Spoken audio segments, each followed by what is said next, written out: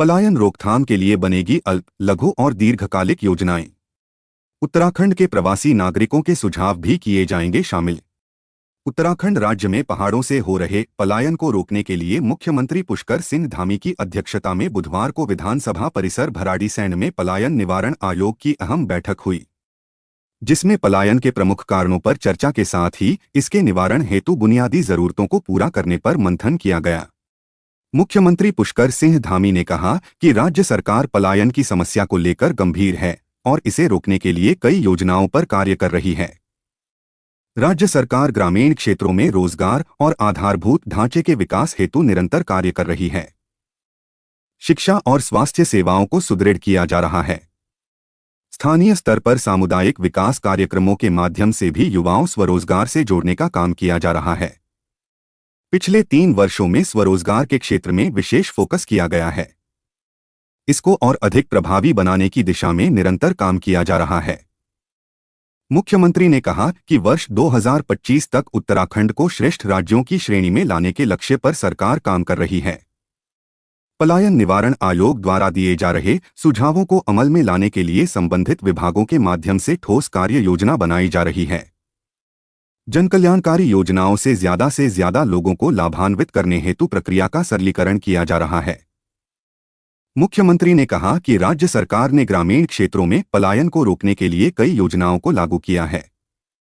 इसके तहत गांवों में बुनियादी सुविधाओं का विकास किया जा रहा है और रोजगार के नए अवसर पैदा किए जा रहे हैं। उन्होंने कहा, देश विदेश के प्रवासियों को भी इस मुहिम से जोड़ने का प्रयास किया जा रहा है। पलायन निवारण के लिए प्रवासियों से भी अच्छे सुझाव मिले हैं, जिन्हें धरातल में उतारा जाएगा। बैठक में सदस्यों ने पलायन निवारण के लिए विभागीय सहयोग से अल्पकालिक, मध्यकालिक और दीर्घकालिक योजनाओं पर कार्य करने की बात रखी। पहाड़ों से हो रहे पलायन के प्रमुख कारणों पर चर्चा के दौरान बुनियादी जरूरतों को पूरा करने के लिए पहाड़ों पर योजनाओं का प्रभावी क्रियान्वयन करने पर जोर दिया गया। वहीं एग्रीकल्चर और होर्टिकल्चर की तरफ से आयोजित स्टॉलों का निरीक्षण किया, जहां पर शेफ देवेंद्र जोशी द्वारा लगभग 30 से अधिक खाद्य पदार्थों को स्टॉल लगाकर सीएम धामी को भीमल, भमोर आदि चीजों का मुक्तल बनाकर दिया। वहीं सीएम धामी ने भी जमकर तारीफ की। बैठक में मुख्य सचिव राधा रतूड़ी, पलायन आयोग के उपाध्यक्ष एस नेगी, पलायन निवारण आयोग के सदस्य सहित शासन के वरिष्ठ अधिकारी मौजूद थे।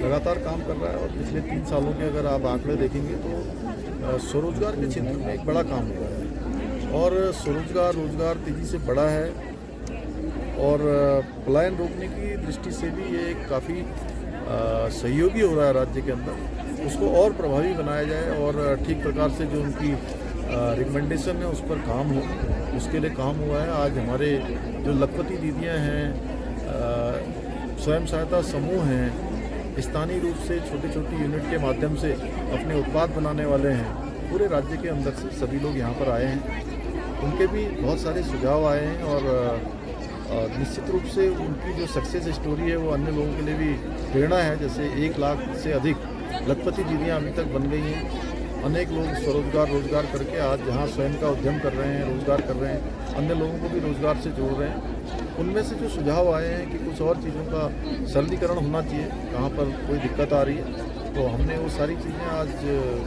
यहाँ पर हमको मिल गई हैं। हम जल्दी ही उन सब का परीक्षण करेंगे और हमारा प्रयास होगा कि इनको सरलीकरण भी मिले और तेज़ी से हमारा राज्य इस दिशा में आगे बढ़ेगा। तो हमारे प्रधानमंत्री आदरणीय मोदी जी ने जो हमसे अपेक्षाएँ की, जो उन्होंने बाबा केदार के धाम से कहा था 21वीं सदी का तीसरा दशक उत्तराखंड का दशक होगा, तो निश्चित रूप से ये 10 साल हमारे लिए बहुत महत्वपूर्ण है और हम 10 सालों में प्रगति के और उन्नति के शिखर पर होंगे। उसके लिए हर एक उत्तराखंडवासी अपना योगदान देगा।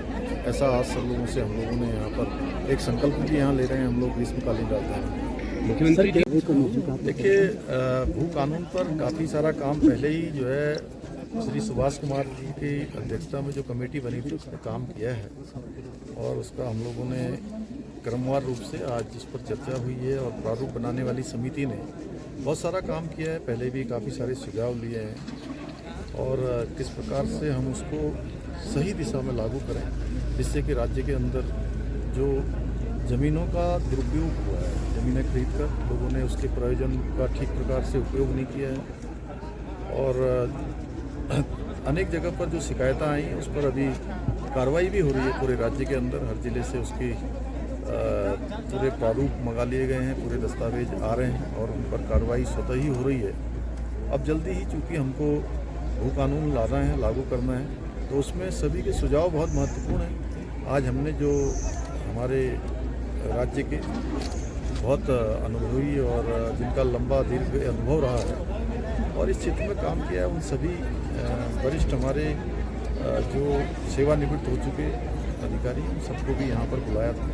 सभी ने अपने अपने सुझाव दिए हैं, अच्छे सुझाव आए हैं और हम इसके बाद स्टेक होल्डर्स के साथ भी ये बातचीत करेंगे, उनके भी सुझाव लेंगे जो भी हितधारक हैं, और साथ में राज्य के प्रत्येक जो हमारे परगना हैं उन परगनाओं पर भी हमारे सभी लोग जो है उस पर चर्चा करेंगे। हमारे SDM वगैरह, तहसीलदार और सबके सुझाव लेकर जो चीज़ें आएंगी उसके अनुरूप हम एक सशक्त भू कानून राज्य के अंदर लागू करेंगे।